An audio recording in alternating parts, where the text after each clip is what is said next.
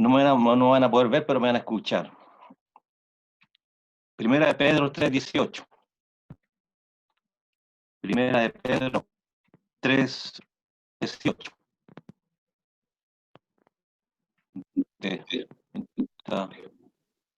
Primera de Pedro 3:18. Bien, dice, porque también Cristo padeció una sola vez por los pecados, justo por los injustos, para llevarnos a Dios, siendo la verdad muerto en la carne, pero pecado en espíritu. Repetiré el versículo, dice, también Cristo padeció una sola vez por los pecados. Hasta ahí voy a leer ese pasaje. Porque el tema de hoy es el padecimiento del Señor, el sufrimiento del Señor. Porque también Cristo padeció una sola vez por los pecados. Voy a leer Isaías 53, que es el pasaje que nos revela aquel sufrimiento del Señor. Isaías 53, en que dice, versículo 3, deseado y de los hombres, varón de los experimentado en esto, y como que escondimos de él el rostro, fue menospreciado y no lo estimamos. Ciertamente llevó él nuestras enfermedades, llevó nuestros dolores, y nosotros le tuvimos por azotado, por herido de Dios y abatido. Mas él herido fue nuestras rebeliones, morido por nuestros pecados. El castigo de nuestra paz fue sobre él, y por su llaga fuimos nosotros curados. Todos nosotros nos descargamos como ovejas, cada cual se apartó por su camino, mas Jehová cargó en él el pecado de todos nosotros. Angustiado él y afligido, no abrió boca. Como cordero fue llevado al matadero, y como oveja delante de los trasquiladores, enmudeció y no abrió su boca. Versículo 10. Todo eso Jehová quiso cantarlo, dándole crecimiento. Aquí que el Señor bendiga su palabra nuestro en este día especial. El Señor ha querido que ha puesto en mi corazón el poder realizar un viaje al año 33, más o menos, aunque hay discusión entre fue 6 años antes, el año 0, pero más o menos en el año 33 de nuestra era,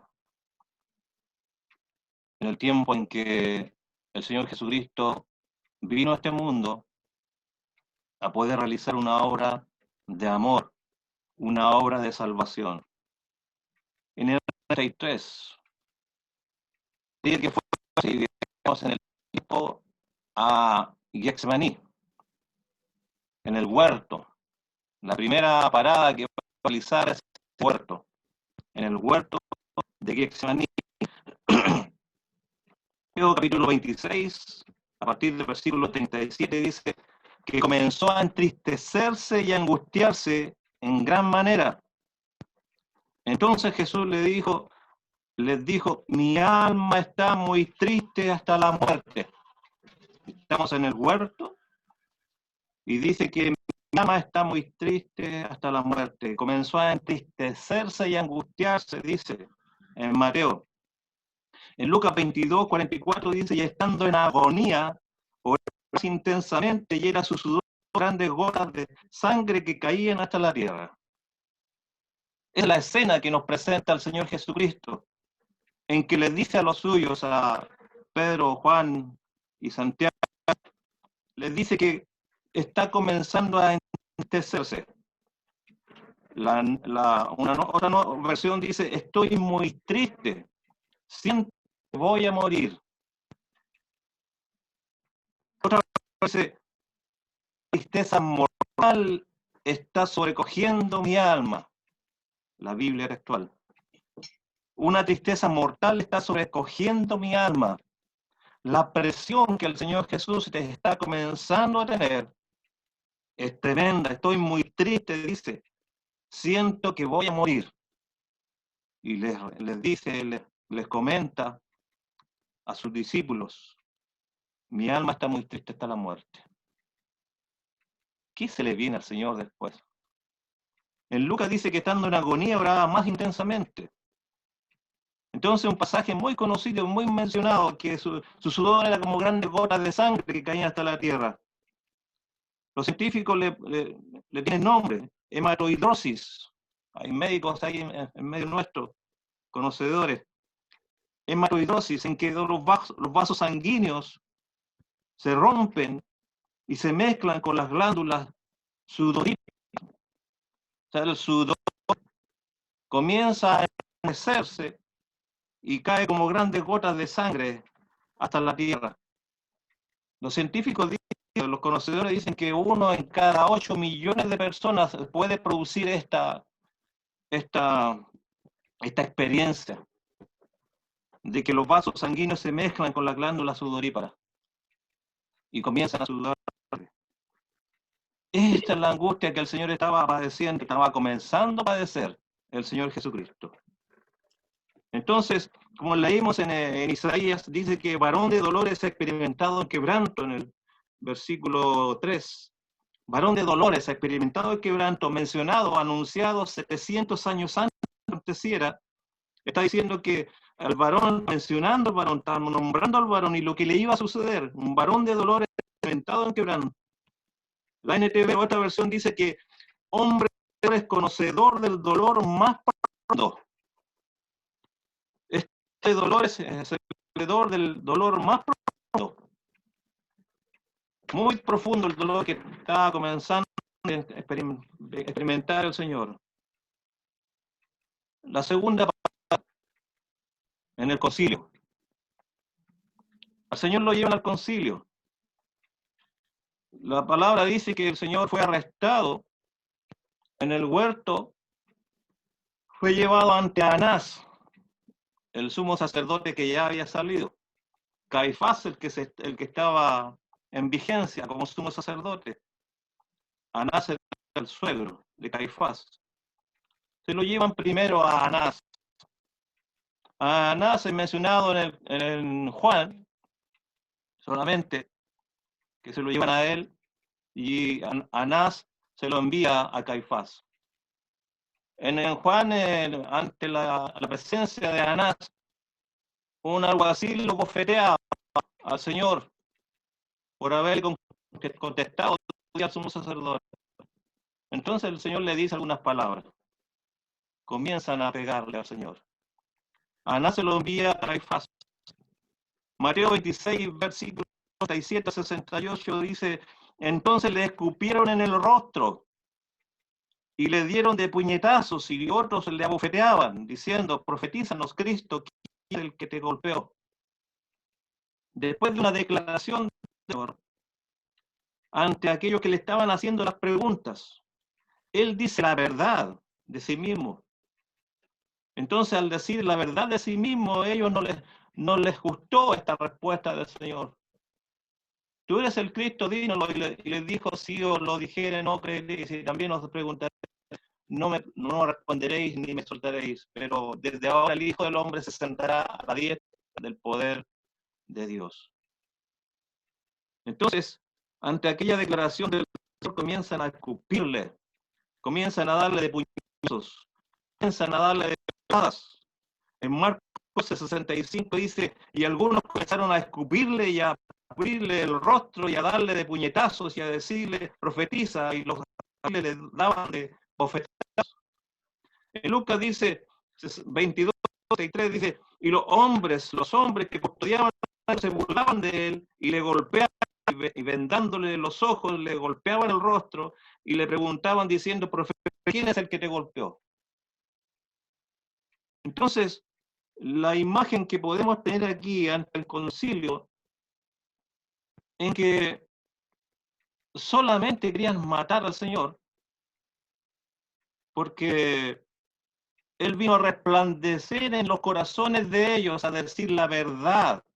Vino a anunciar el reino de Dios en la tierra. Vino a relumbrar en sus corazones la verdad de Dios. Sepulcros blanqueados, decía el Señor, de alguna manera. Entonces la imagen de aquí en el concilio es que al Señor lo estaban tratando muy mal. En Isaías leíamos que más el herido fue por nuestras rebeliones. El castigo de nuestra paz fue Él. Fue golpeado para que nosotros estuviéramos en paz, dice otra versión. Fue golpeado para que nosotros estuviéramos en paz. De esta manera el Señor fue golpeado para que nosotros estuviéramos en paz. Fue oprimido y tratado con crueldad.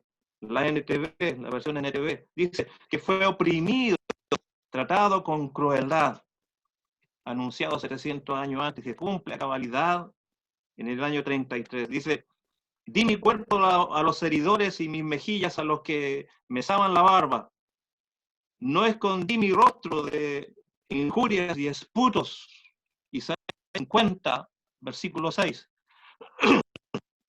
Di mi cuerpo a los heridores y mis mejillas a los que me mesaban la barba, tiraban la barba, se la saban a tirones, dice, y no escondí mi rostro de injurias, de aquellos que se estaban burlando, de aquellos que estaban de una manera u otra tratando muy mal al Señor, y dice de injurias y de esputos. Y esputos es una palabra tremenda. Escupitajos, dice en otra, más en el momento, escupos. Entonces las secreciones bronquiales que el Señor le lanzaban en el rostro.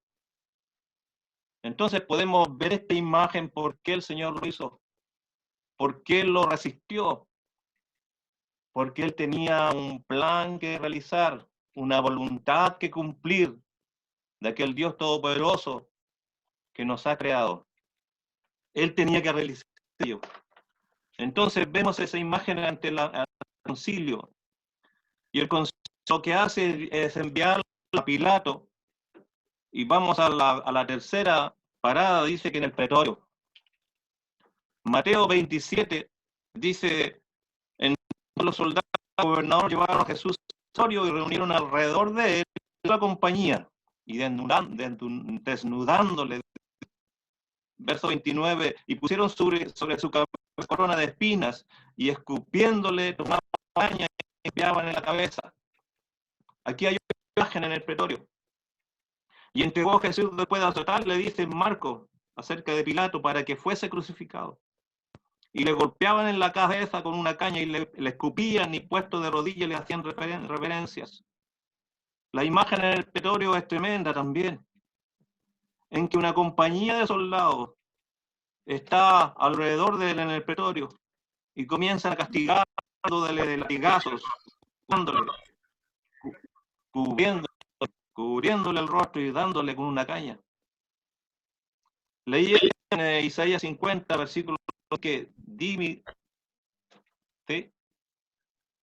mi rostro, di mi cuerpo a los heridores, dice en Isaías 50, lo habíamos leído.